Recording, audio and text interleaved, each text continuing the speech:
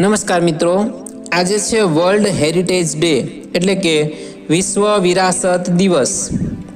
તો આજના દિવસે આપણે જાણીશું વર્લ્ડ હેરિટેજ ડે ઉજવવાની શરૂઆત ક્યારથી થઈ, ભારતના કેટલા સ્થળો છે જેનો સમાવેશ હેરિટેજ યાદીમાં થાય છે અને ગુજરાતમાં કેટલા સ્થળો છે જેનો સમાવેશ વિશ્વ વિરાસત યાદીમાં છે। ઉપરાંત ભાવનગરમાં એવા કયા કયા સ્થળો છે જેને પણ ભાવનગર કક્ષાએ હેરિટેજ પ્લેસમાં સ્થાન આપી શકાય। તો આ બધી જ માહિતી મેળવવા માટે અંત સુધી નિહાળજો અમારો વિડીયો, અને જો વિડીયો ગમે તો વિડીયોને લાઇક કરજો, શેર કરજો અને અમારી ચેનલ સબસ્ક્રાઈબ કરજો। વર્લ્ડ હેરિટેજ ડે એટલે કે વિશ્વ વિરાસત દિવસ આપણા ભવ્ય સાંસ્કૃતિક વારસાને યાદ કરી તેને સાચવવાની જવાબદારી યાદ કરવાનો દિવસ। આપણા પૂર્વજોએ આપણને આપેલ વારસો સાચવવો એ આપણી રાષ્ટ્રીય ફરજ છે। ભારતીય સંસ્કૃતિ એટલી પ્રાચીન અને ઉત્કૃષ્ટ છે કે એનો અભ્યાસ કરવા વિદેશીઓ અહીં આવે છે।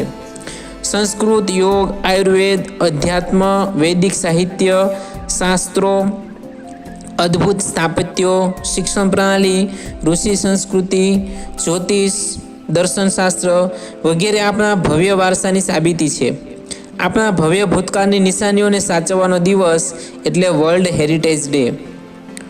1983થી વર્લ્ડ હેરિટેજ ડે ઉજવવાની શરૂઆત થઈ। વિશ્વના પ્રાચીન સ્થળો, બાંધકામો, સ્થાપત્યોની યાદી બનાવી તેની જાળવણી કરવામાં આવે છે। યુનેસ્કો સંસ્થાએ ભારતના 43 સ્થળ સ્થાપત્યોને તેની હેરિટેજ યાદીમાં સ્થાન આપ્યું છે, જેમાં તાજમહેલ, અજંતા ઇલોરાની ગુફાઓ વગેરે જેવા પ્રાચીન સ્થળોનો સમાવેશ થાય છે। ગુજરાતના 6 સ્થળોનો સમાવેશ વિશ્વ વિરાસતની યાદીમાં થયો છે। એમાં પહેલું છે ચાંપાનેર, ધોળાવીરા, પાટણની રાણકી વાવ, અમદાવાદનો પોળ વિસ્તાર, જૂનું અમદાવાદ, જેને હેરિટેજ સિટી તરીકે સ્થાન આપવામાં આવ્યું છે। પાંચમું છે ઘોડખર અભયારણ્ય અને છેલ્લું લોથલ। તો આ 6 સ્થળ વિશ્વ વિરાસત સ્થળોની યાદીમાં સ્થાન પામ્યા છે, જે આપણા માટે ગૌરવની બાબત કહેવાય। હવે વાત કરીએ ભાવનગરના ઐતિહાસિક સ્થળો, ઇમારતો, સ્થાપત્યોની।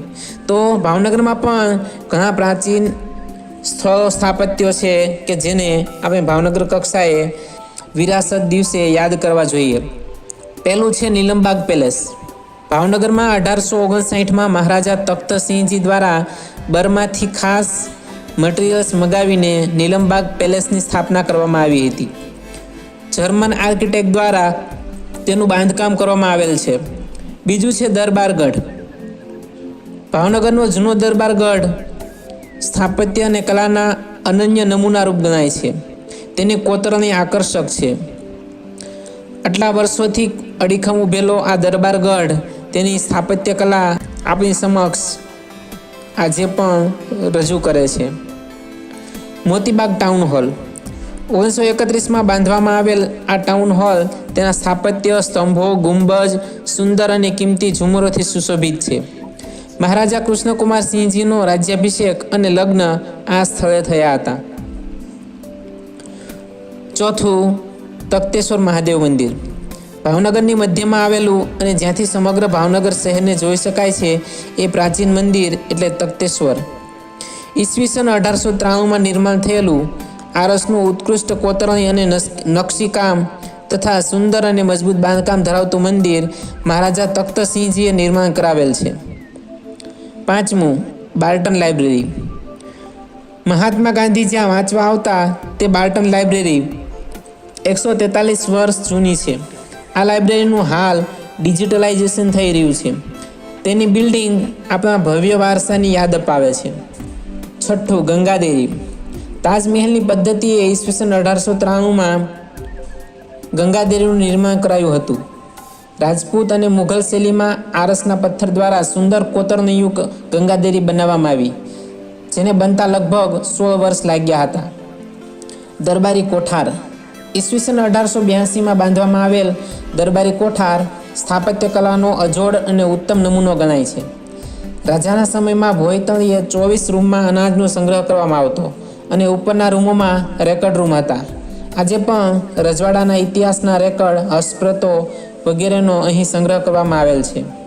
2 પથ્થરોના સાંધામાં સીસુ ધાતુનો ઉપયોગ કરવામાં આવ્યો છે.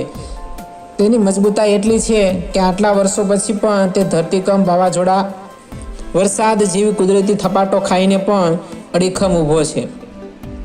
આ સિવાય પણ ભાવનગરમાં ઘણા બધા સ્થાપત્યો છે, જેનો સમાવેશ પણ આપણે પ્રાચીન આપણા વારસાને સાચવીને બેઠા હોય એવા સ્થળોની યાદીમાં તેનો સમાવેશ કરી શકાય.